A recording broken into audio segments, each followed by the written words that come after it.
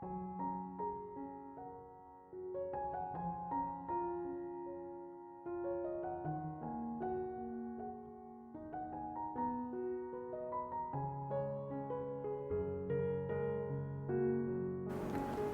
Ibu, Saudara-saudari, adik-adikku yang terkasih, Shalom, berkah dalam.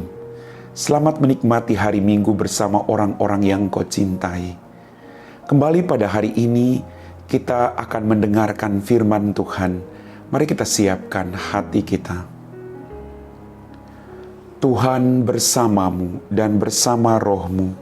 Inilah Injil Yesus Kristus menurut Santo Matius. Dimuliakanlah Tuhan.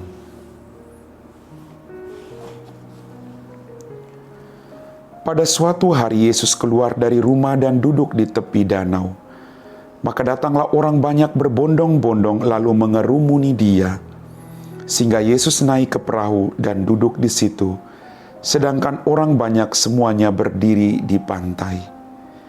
Yesus mengajarkan banyak hal kepada mereka dengan memakai perumpamaan-perumpamaan. Ia berkata, ada seorang penabur keluar untuk menabur. Pada waktu ia menabur, sebagian benih itu jatuh di pinggir jalan. Lalu datanglah burung-burung dan memakannya sampai habis. Sebagian jatuh di tanah yang berbatu-batu, yang tidak banyak tanahnya.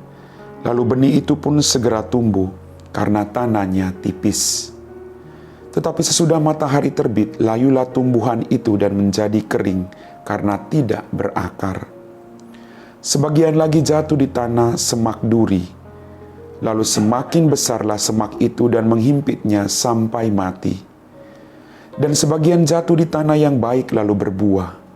Ada yang 100 ganda, ada yang 60 ganda, ada yang 30 ganda. Barang siapa bertelinga untuk mendengar, hendaklah ia mendengar. Demikianlah sabda Tuhan. Bapak, Ibu, Saudara-saudari, adik-adikku yang terkasih. Dalam bacaan Injil pada hari ini kita mendengar kisah tentang seorang penabur. Ketika dia menabur, ada sebagian benih yang jatuh di pinggir jalan. Ada yang jatuh di semak belukar. Dan akhirnya ada yang jatuh di tanah yang subur. Dalam permenungan saya, tidak semua benih akan tumbuh dan menghasilkan buah yang baik. Tidak semua. Demikian juga pula dengan karya pewartaan yang kita lakukan. Akan ada banyak tantangan, akan ada banyak godaan. Tapi terus maju. Jangan pernah menyerah ketika kita merasa bahwa pewartaan kita itu sia-sia. Kadang kita merasa bahwa pewartaan kita tidak berhasil. Tapi kita diajak untuk terus menabur, terus mewartakan.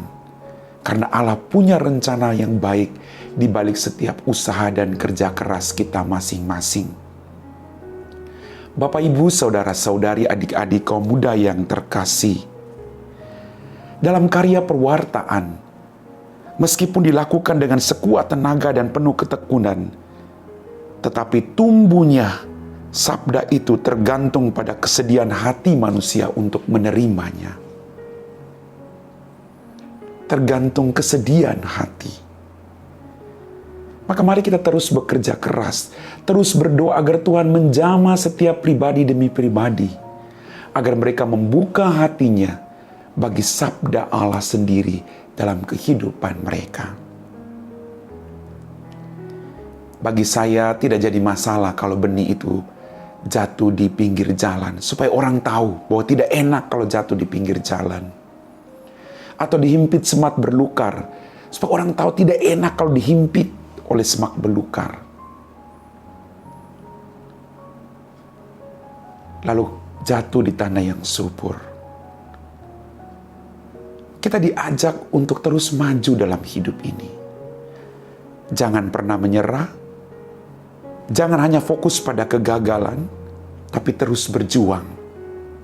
Terus maju untuk sampai pada tanah yang subur itu. Ketika kita sampai pada tanah yang subur, kita akan bersuka cita.